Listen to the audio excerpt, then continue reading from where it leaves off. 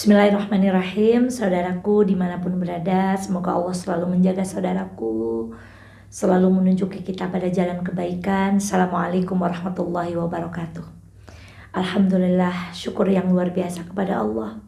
Hari ini kita masih diberikan izin untuk beribadah, untuk mengumpulkan pahala-pahala yang akan menggugurkan kesalahan-kesalahan kita. Semoga kita termasuk orang-orang yang beruntung di bulan ini. Salawat dan salam semoga senantiasa terlimpah kepada baginda Muhammad sallallahu alaihi wasallam, dan semoga kita termasuk umat yang akan mendapatkan pertolongan Rasulullah melalui syafaatnya kelak di hari akhir nanti. Amin. Saudaraku yang dirahmati oleh Allah, teruslah mencari ilmu, karena ilmulah yang akan menjaga kehidupan kita. Dan di kesempatan yang singkat ini, sembari menunggu ibadah-ibadah selanjutnya di bulan Ramadan, mari kita belajar dari kisah seorang ulama besar yang bernama Abdullah bin Mubarak. Saudaraku sekalian yang dirahmati oleh Allah, Abdullah bin Mubarak seusai menjalankan ibadah haji, beliau tertidur. Dan di dalam tidurnya beliau bermimpi ada malaikat yang sedang bercakap-cakap di dalam mimpinya. Salah seorang malaikat berkata kepada malaikat yang lain, "Berapa jumlah orang yang haji tahun ini?" Malaikat yang lain menjawab, "Ada 700.000 orang berhaji." Malaikat yang pertama kembali bertanya, "Berapa orang yang diterima hajinya di antara 700.000 itu?" Malaikat kedua menjawab, "Tidak ada satupun dari 700.000 orang yang berhaji tahun ini yang pahalanya diterima oleh Allah Subhanahu wa Ta'ala." Percakapan kedua malaikat ini membuat Abdullah bin Mubarak terkejut di dalam tidurnya. Ia merasa sedih. Bagaimana mungkin ada 700.000 orang berhaji dengan susah payah mengumpulkan bekal uang, bekal fisik, meninggalkan keluarga, melakukan perjalanan jauh, namun hajinya tidak diterima oleh Allah Subhanahu wa Ta'ala. Masih di dalam mimpinya, laki-laki itu berkata, "Tapi ada satu orang yang dia dianggap mabrur hajinya, diterima hajinya, padahal dia belum pernah menginjakkan kakinya ke tanah Makkah dan Madinah." Percakapan ini kembali membuat Abdullah bin Mubarak terkejut di dalam mimpinya dan membuatnya terbangun. Ia terngiang-ngiang pada satu kalimat, seorang laki-laki tinggal di negeri Damaskus, dia seorang tukang sol sepatu, namun hajinya diterima oleh Allah Subhanahu wa Ta'ala. Lalu Abdullah bin Mubarak bergegas mempersiapkan perbekalan. Ia pergi menuju Damaskus untuk mencari seorang laki-laki yang disebutkan malaikat di dalam mimpinya. Pergi ia ke negeri Damaskus. Dia bertanya kepada halayak ramai, apakah ada di tempat ini seorang laki-laki profesinya penjual sol sepatu? Lalu penduduk menjawab, "Iya, ada. Ada seorang laki-laki di tempat ini yang profesinya adalah penjual sepatu." Dan atas izin Allah, Abdullah bin Mubarak bertemu dengan laki-laki ini. Lalu berkata, "Assalamualaikum wahai fulan. Benarkah engkau adalah seorang tukang sol sepatu?" "Iya, namaku adalah Sa'id bin Muhafah." "Siapakah engkau?" "Aku adalah Abdullah bin Mubarak." Said pun terkejut, bagaimana mungkin seorang ulama terkenal sepertimu menemui aku?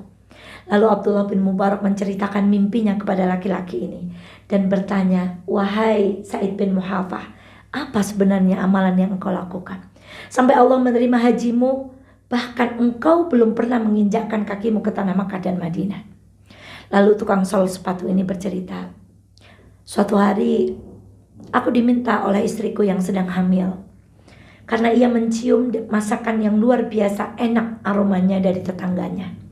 Istriku memintaku untuk meminta kepada tetangga itu sedikit saja dari masakan yang sedang ia masak. Aku pun menuruti keinginannya. Aku pergi kepada tetanggaku, mengucapkan salam, dan aku dapati ternyata tetanggaku adalah seorang janda dengan beberapa anak yatim. Dan waktu itu ia sedang memasak makanan yang luar biasa baunya. Lalu aku meminta izin kepada tetanggaku untuk meminta sedikit saja dari masakannya. Tetapi anehnya, janda itu berkata kepadaku, 'Wahai Sa'id bin Muhafah, kembalilah engkau ke rumahmu. Makanan ini halal untukku, tapi haram untukmu.' Aku tidak mengerti apa yang ia katakan. 'Apa maksudmu, wahai perempuan? Engkau tahu, aku adalah seorang janda miskin dengan beberapa anak yatim.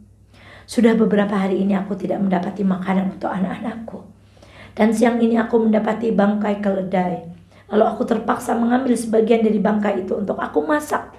dan aku berikan kepada anak-anakku.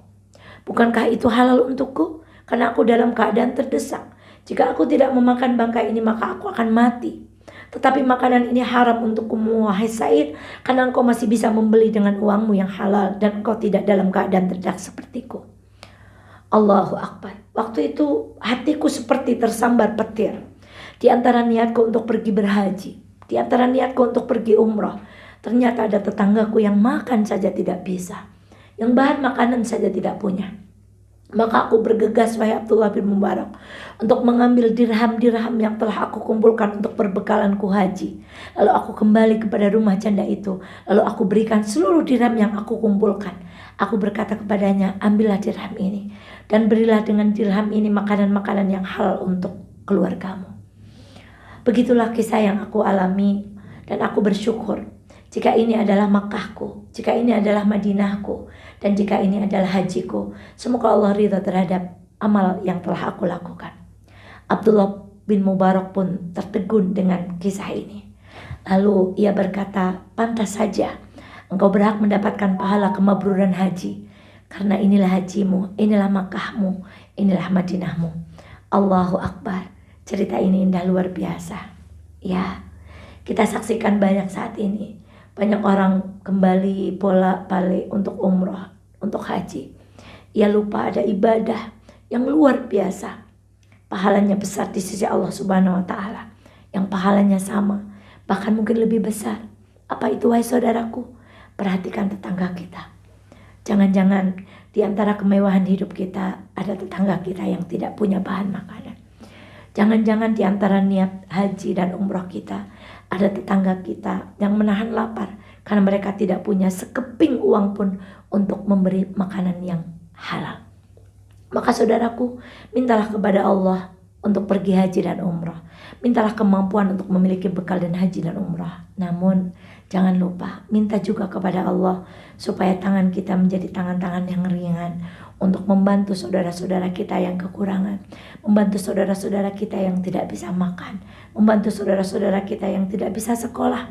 Jangan sampai kita berniat untuk melakukan ibadah-ibadah yang berbiaya besar, ternyata di sekeliling kita banyak saudara-saudara kita yang membutuhkan. Selamat berinfak, berlomba-lomba memberi, menjadi tangan yang di atas. Berilah banyak-banyak sepanjang bulan Ramadan ini, agar kita mendapatkan keutamaan-keutamaan sedekah di bulan Ramadan. Ingatlah saudaraku, Rasulullah tegas mewasiatkan, tangan di atas lebih baik daripada tangan di bawah. Semoga sepanjang bulan Ramadan ini kita menjadi orang-orang yang tangannya selalu di atas, semangat memberi, semangat untuk berbagi, semangat untuk menolong. Semoga Allah ridha terhadap upaya kita untuk berbagi kepada saudara kita. Demikian saudaraku, semoga ada manfaatnya. Sampai bertemu lagi di kesempatan berikutnya. Assalamualaikum warahmatullahi wabarakatuh.